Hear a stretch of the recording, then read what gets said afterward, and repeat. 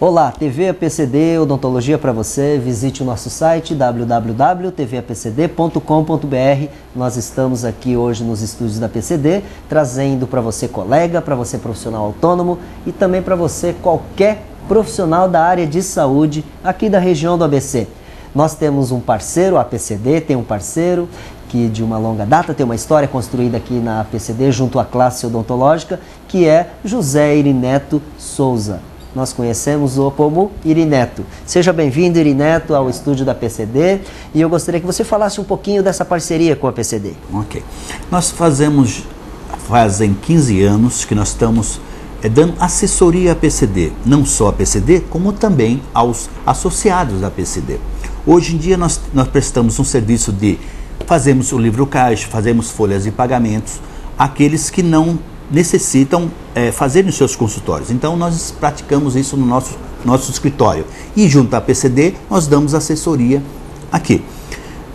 Nós também damos não só aos associados da APCD, também temos a outros níveis de médicos, temos também comércios e indústrias. Mas o nosso objetivo principal é sempre focar ao autônomo ou ao profissional liberal.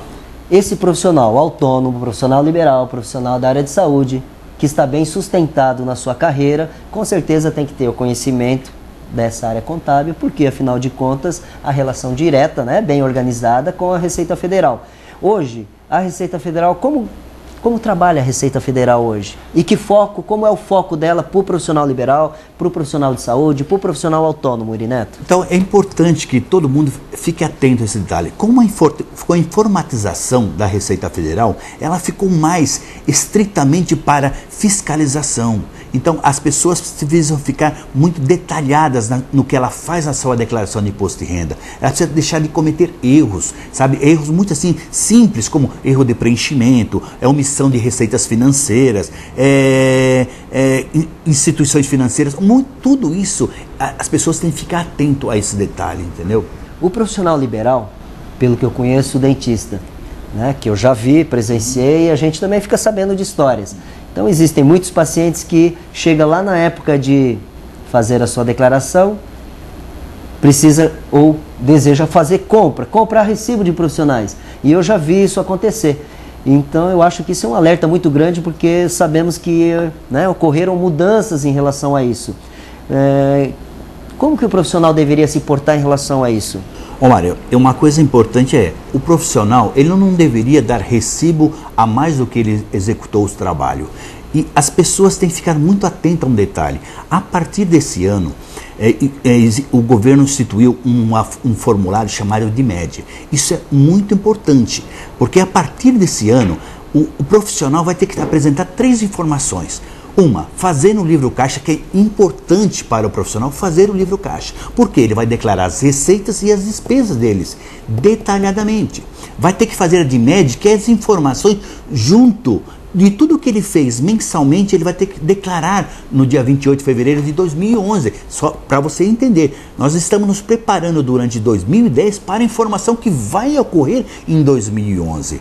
Então, o profissional vai fazer os caixa, a de MED e a declaração dele. E o paciente vai fazer a declaração dele também. Então, para você ver como a Receita vai fechar todo o cerco em relação a isto. E é importante, não façam recibos, ou não doem recibo, não vendam recibo. Isso não deve ser feito, porque é importante as informações que vão ser fechadas agora.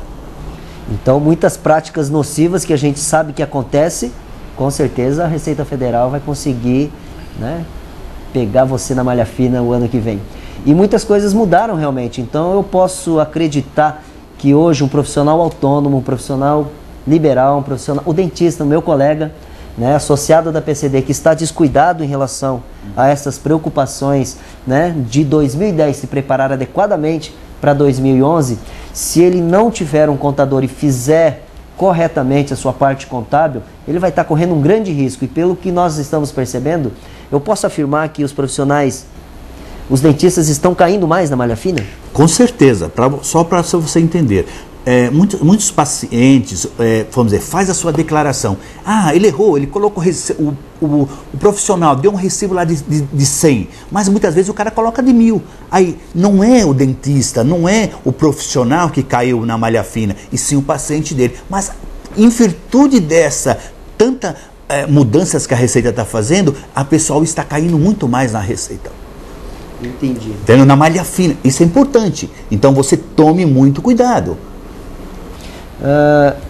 Em relação às aplicações financeiras, convênios de médicos, aquele probleminha que às vezes é um descuido pequeno que se torna um problema muito grande, por desconhecimento. Então, tem muitas vezes o profissional, ele faz a declaração dele numa boa, mas só que ele esquece. A gente fala, eu fiz uma aplicaçãozinha financeira pequena, mas o que acontece? Ele esqueceu que é uma aplicaçãozinha, houve uma retenção na fonte do imposto de renda. Conclusão, ele não declara, mas a Receita no futuro vai chamar ele de vez, vai chamar ele de novo para, por que você não declarou isso? Ou, muitas vezes, o que acontece também? Eu pago, vamos dizer, o profissional paga o convênio médico para a família toda, mas a esposa dele tem um rendimento separado. Então, conclusão, ele pegou e colocou a esposa, descontou toda a despesa médica. Isso não pode ser feito mais, entendeu? Por quê? A despesa não era devida, porque uma parte é da esposa e a outra, a restante é dele. Então, muitos deles caíram muito esse ano. Aconteceu muito esse fato de ter que retificar declarações dos últimos 5 anos. Isso é importante. Então, não declare mais. Se a despesa sua e de seus dependentes, somente seus dependentes, se a esposa faz rendimentos particulares, então você não pode declarar o recibo. Irineto, que conselho você daria para o recém-formado? Que ele sai sem esse conhecimento da universidade, da sua faculdade, ele não está estruturado ainda para a sua carreira, digamos assim, sem estratégias, e geralmente ele está fazendo a declaração juntamente aos pais.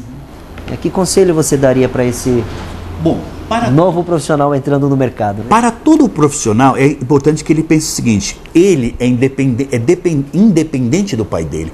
Muitos procuram a gente e falam, mas eu declaro junto com meu pai. Não é mais assim. Você tem que começar a fazer as suas declarações separadas, o seu livro caixa, abrir o seu consultório individualmente, fazer as coisas organizadas, que muitos não se preocupam com esses detalhes, mas a vigilância sanitária tá em cima de todo mundo. Para quê? Para responsabilidade. Então, para que ele tenha um consultório regularizado, para que ele faça o seu livro caixa, que é importante fazer o livro caixa, entendeu? Então ele tem que procurar um profissional que faça isso. Não adianta, ele é um dentista, ou ele é um profissional liberal, vamos dizer, exerça a sua atividade e deixe para o outro profissional fazer a atividade dele. Isso é importante, porque cada um no seu devido lugar. Irineto, mas o recém-formado, às vezes ele não tem estratégia de abrir o consultório imediatamente quando se forma. Ele vai trabalhar em vários lugares, como freelancer, como profissional autônomo.